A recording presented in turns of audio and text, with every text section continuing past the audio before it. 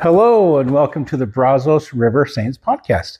Back for the Brazos River Ward, we've got Sister Isaura Patton. Yep.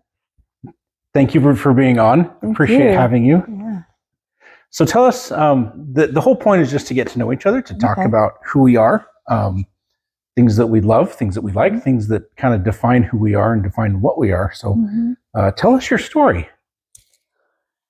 Well, so I grew up in Houston, and originally from El Paso. I was born in El Paso, Texas, West Texas.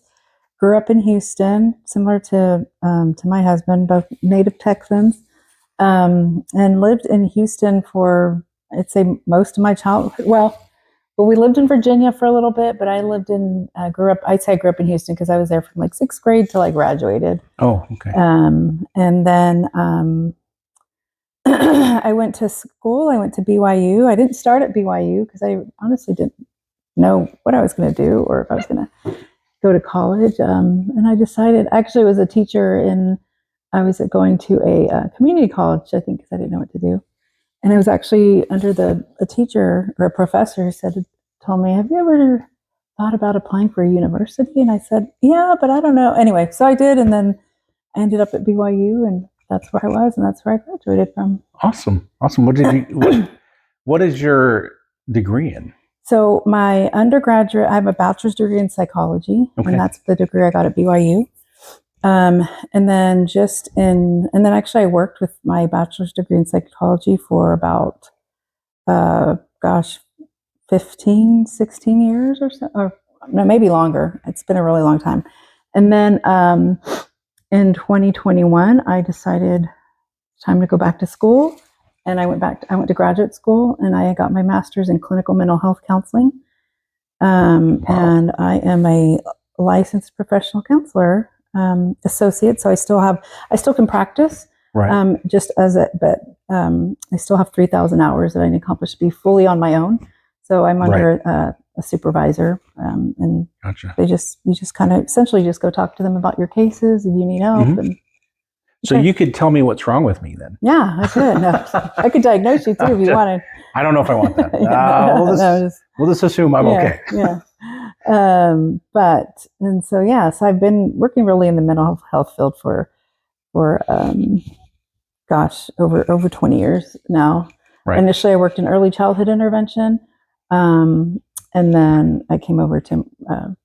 Actually, I think it was my time doing that, realizing that's not always the kids that need the help, but more the parents, so they can better be healthy to parent their children. And so, Understood. Yeah, my wife worked as she has her bachelor's in social work, and so she worked as a social worker for 10 years, and that was always what she said was that the kids really don't need the help the parents do. Right? So, so that's kind of what I'm focused on right now. Right. And actually work in the same agency that I worked in. It was nice because they already had a opening for a trauma therapist in another program, and so I just kind of slid into that position, and that's been fun. And I have a few clients privately on the side. So. Oh, nice. Yeah. Nice. Good. So that's awesome. Yeah. So, how did you meet Mark? We actually met in a singles ward. I had graduated BYU, come back home to Houston, and we were in the same singles ward. He was going to law school at the University of Houston. We met at a family home evening. And then we actually didn't start dating until probably imagine like a year after or so after. I guess the new school year maybe had started for him. And so we met at a singles ward in Houston. Oh, nice. Yeah. Singles wards, they're useful. Yeah, they can be. Not for everyone, but they work for a lot of people. Yeah. So. Awesome. So that's how we met. And it's pretty easy from there. Yeah. So then, when I talked to your husband, he said that you guys had moved from Houston up to here. Mm-hmm. And then, so he said that he kind of struggled with his job for a little bit. Yeah. But Being with your degree in psychology, did you have any issues with that, or were you just like, I'm set, I'm good? Yeah, the good question. No, so the program I was working in, it's early childhood intervention, and it's actually a state and also federal program. Okay. And so every state has their own intervention program. Here in Texas, it's called ECI, or Early Childhood Intervention. And the good thing was with that, my certificate, and well, I had my degree, but you also have to be certified and go through trainings and all that here. Right.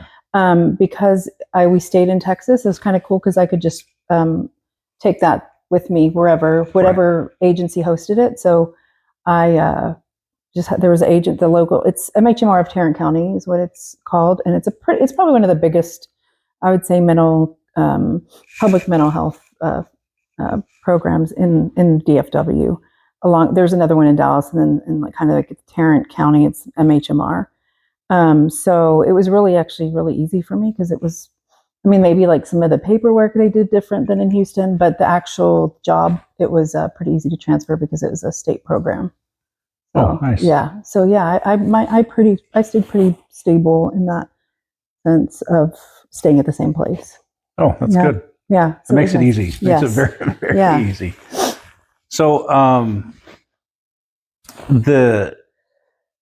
so you're here. I know that the way that the ward boundaries, they kind of switched, and then you ended up in the Brazos River Ward. But have you been a member your whole life? I know your parents are members. Yeah. No, I have. I have been a member my whole life. Actually, when we first moved here, it was the original Hudson Oaks ward, which I think mostly now is the Aledo ward. But we had been in that ward before changing over here, I think 12 or 13 years. Wow. And so it was kind of a hard transition. I remember when President Harmer called us in and they were making all these changes. I think initially they were talking about, Mark being staying in the Aledo ward, and then they made some changes. But I remember President Harmer asking me what I thought about it. He said, because he'd showed us where they kind of cut us out, everything. And I remember staring at it thinking, like, I remember the first thing I said is like, I said, well, it sounds really lonely because I don't, we didn't, there were only a handful of us that kind of got, pulled. Actually, all of us that are kind of along 377, like the Fullers, us, the Gilsons, my parents, the Whites who've already moved, the Ricks.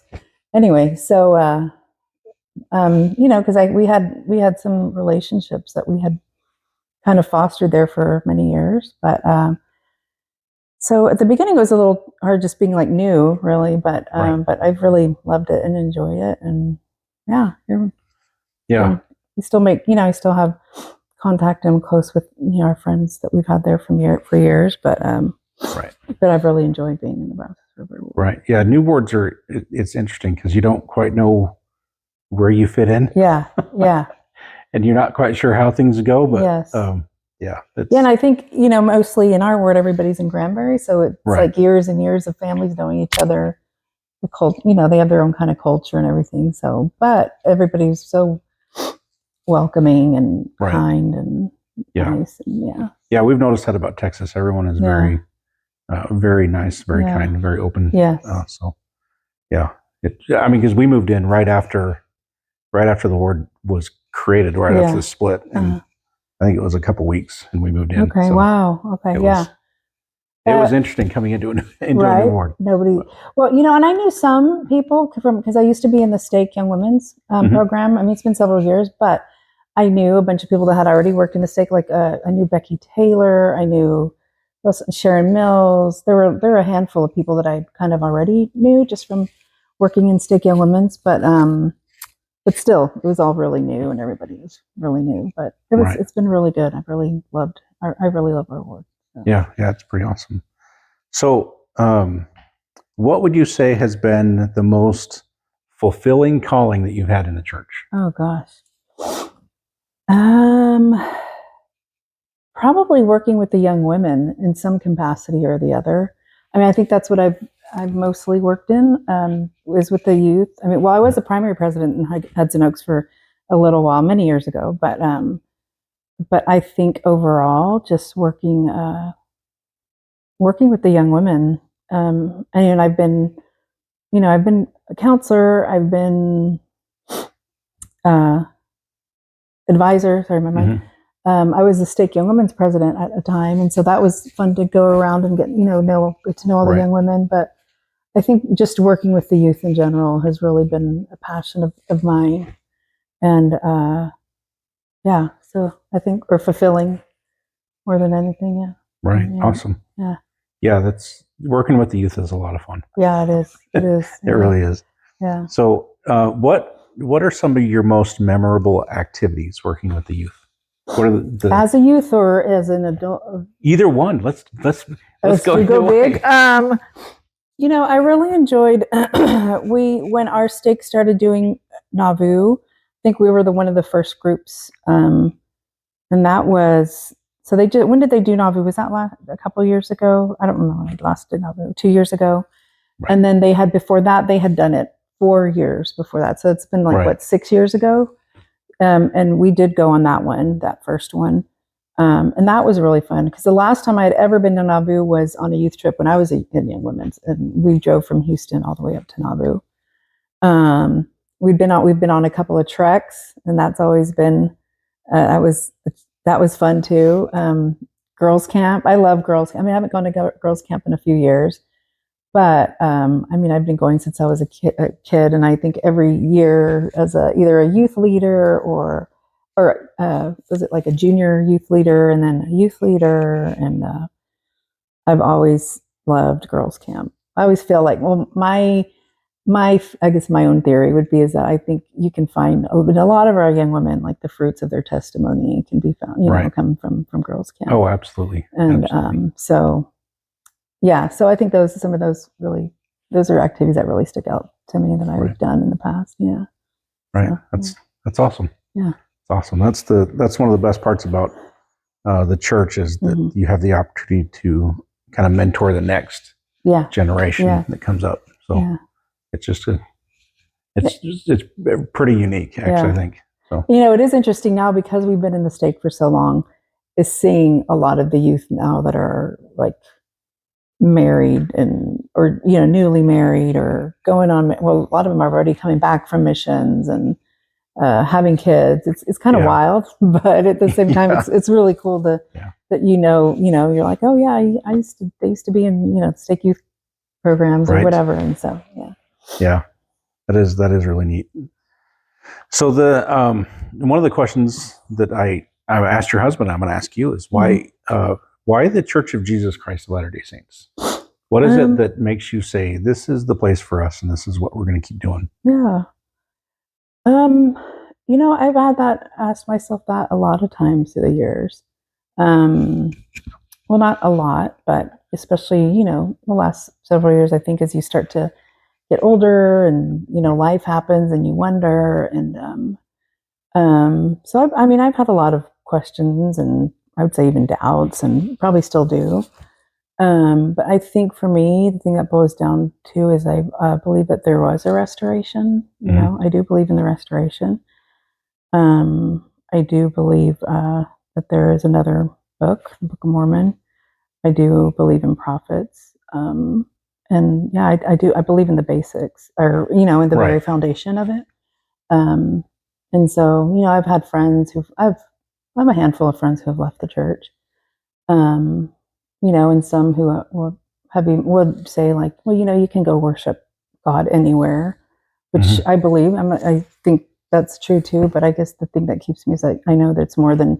I don't stay because I only am here to worship God. I believe there's like there's the foundation of it. I do really have a strong testimony in that. So but yeah, so here and there, there's things that will creep in that kind of bother me, or and sometimes there's stuff that I know that I probably won't ever have the answers to this time. But I like to focus though on the things that really do bring me joy in the church. So, and that's like, the family, the gospel, the concept of where we are, after this life. Right. So, yeah. Awesome. Yeah. Yeah. The very basic, you are a child of God and that you have the divine potential is amazing. Yeah.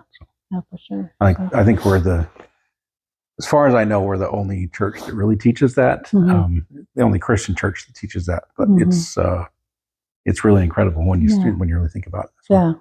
Yeah. So break that down a little bit for me, if you will. So you believe in the restoration. What is it that gives you the testimony about the restoration? I think, a big part of it is, in the Book of Mormon, I really do believe that there were, the scripture, there are other children that are not of this fold, I do believe that Christ came and showed himself to the Americas, and there are other people. I think of it too. I feel kinship to it because a lot of that it's part of my heritage, in the Americas. And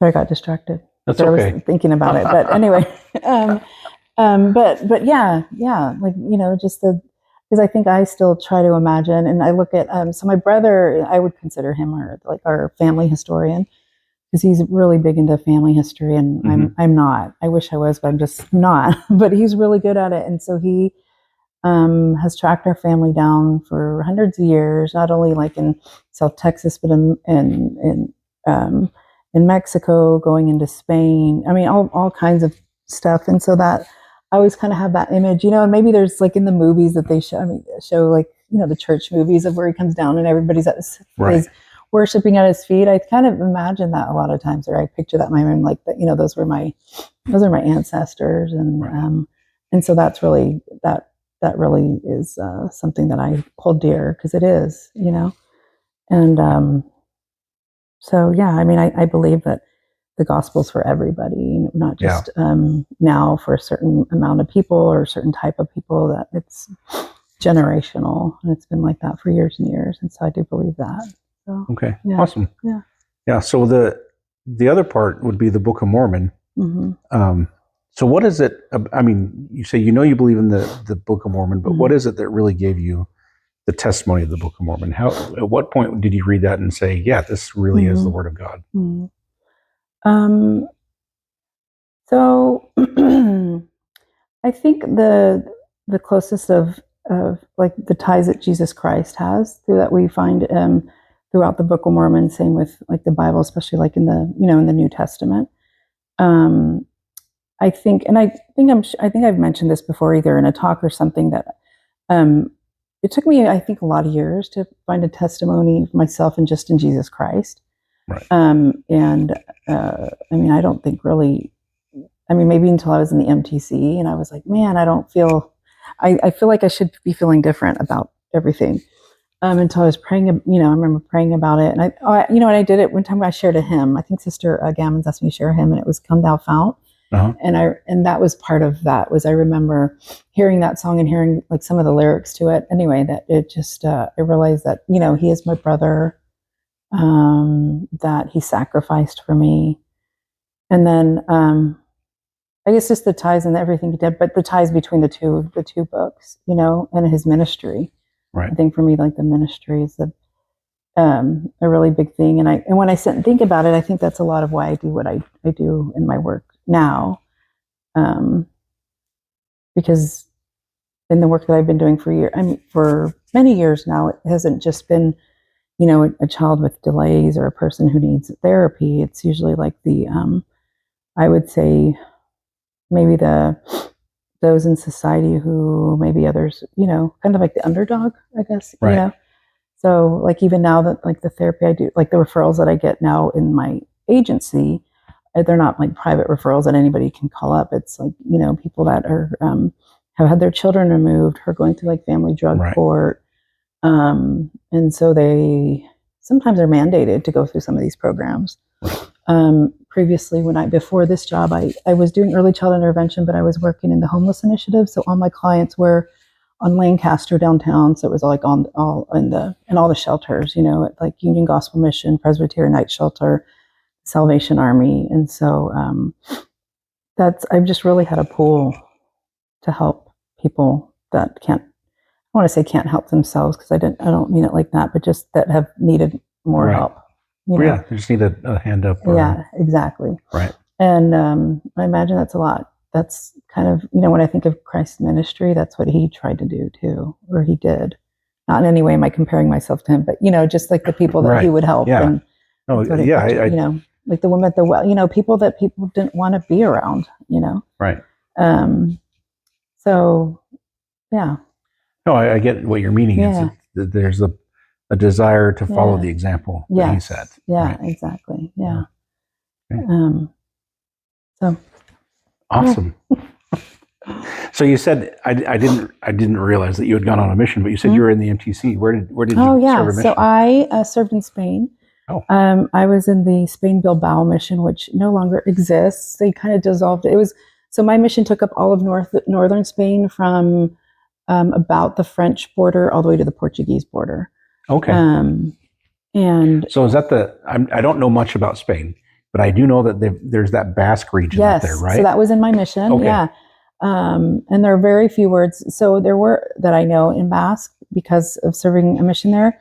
But for a brief time, when my mission president was there, he called missionaries to solely speak Basque, which is like one of the hardest languages. Right. I think is it University of Idaho? One of them has like a Basque program. It's Boise State. Yeah, okay, Boise State. It's just interesting. Like, as they came there because of the potatoes. Yeah. There's every year they have a celebration. Yes, they do. Okay. It happens in Boise. That's why I know, because I went to Boise State for a few years. My wife graduated from Boise State. Oh, nice. And so that's why I was like, is that by the? I've always wanted to go. I never have. My brother's really been trying to get us to go because we're also Basque. So, well, we have Basque in us. That's part of our heritage too. But yes, so it was all northern. Actually, my first city that I served in was in what they call Basque country. Mm-hmm. And then, but it was kind of cool because it's like Basque, Galicia, which they speak Gallego, which other part? Anyway, so all of the north. But yeah, I'm bad in the Basque country. So. No, I think it's interesting because Spain is just kind of portrayed as continuously culturally the same, and you're like, not. Yeah. But it really isn't, and that's it's totally different. The north to the south, like southern Spain, I think is what people typically see. Like the bulls and the dancing and the flamenco. That's pretty much southern Spain. But yeah, you go north, or it's very different. So interesting, very interesting, awesome. Well, so, can you tell us a story from your mission that was inspiring? Yeah, I think my mission was pretty, I don't know if infamous or the word, or notorious, is that we were pretty low baptized. Like, we didn't have, it was pretty typical to go home without seeing a baptism for my mission. At the time, our mission kind of rivaled the numbers of the Rome mission. So, there wasn't a lot, but it was very compared, just the Catholic Church in Spain was, kind of just like the church in Rome. Right. And so, a lot of the people who were converted were from usually immigrants. They were going there to work, and so I was able to. So we didn't teach. I mean, I didn't even teach a lot of first lessons. I mean, I could probably count on one hand the first. Let's say charlas, but that's what's the word in lessons? I don't know. Discussions. Right. Is what. But I had the opportunity to teach a group of men. There's three of them. They were just friends, but they were briefly in a town that I was serving in to wait for their visa to start working in the south of Spain. But they were from Ghana, and so actually the most lessons I ever taught on my mission was in English to some three men from Ghana, and it was really cool because two of the three ended up getting baptized. But we were always really curious how that was going to happen, if we would ever lose contact or see them again, and so our mission president at the time had to come up and interview a couple of them just for, there's stuff that you have to be interviewed for specifically. Yes. And we called those the three big questions on our mission. Yeah. Okay. So there were a couple of them that had to be interviewed, and everything turned out well. Even our mission president was very impressed by their desires, and I think at the time even said, I think, a couple of them will be really big leaders in the church in Ghana one day, and so But the thing is, if they had gotten their visa, whenever that came, it was like they're gone that day. And so we were always kind of nervous, like, well, what if they don't get to get baptized? Or so we'd pray about it that, it was God's will that we were going to be able to see those baptisms of those the men that we had been teaching. And so we did. We had a baptism. Two of them got baptized, and then the next day we got a call that they had gotten their visas to go work in south of Spain. And so, I guess to the common person that might not be that big of a deal, but for us it was a really big deal because we were teaching them. We knew that they wanted to get baptized. They had a lot of really great questions and interest in the church, and then it happened, and they were able to, and they were so happy because they were not only happy that they got their permissions to go work, but also that they had been baptized. And so that was always like really faith promoting for me. Yeah. But it's always the little things. It's the little, the tender mercies of the Lord, right? Like they could have left at any time, but they were there all the way to the end. They were. And so that was always really, I just always remember that. So I hope one day, sometimes I think like, one day I'll see him speaking in conference because they're in Ghana, from Ghana. I don't know, but I'd love to get reconnected or see them at least someday. But I don't think that'll ever happen. But it'd be nice. So, yeah. So yeah, that was kind of that. Well, thank you. Yeah. So will you tell us about a time when you felt just the power of Jesus Christ in your life, like His comforting spirit, or just a time when, like you really needed that comfort in your life? Yeah. I know in Mark's, he shared about, the trials that we had, especially with infertility. I think I was trying to remember as I was listening to his. I think that had been the second time we had done. So we had done 3 rounds of in vitro fertilization, which was really hard. I think that was the second one we did that summer. And that was the summer where I'd gotten in that terrible, it was like a rollover accident. We had that, and then he was like in between the jobs. And so I think anything related to that always was, so I think I still honestly don't understand why, but I think I just always have felt like that like God loved me, that He wasn't like leaving me behind. I've never felt angry at Him.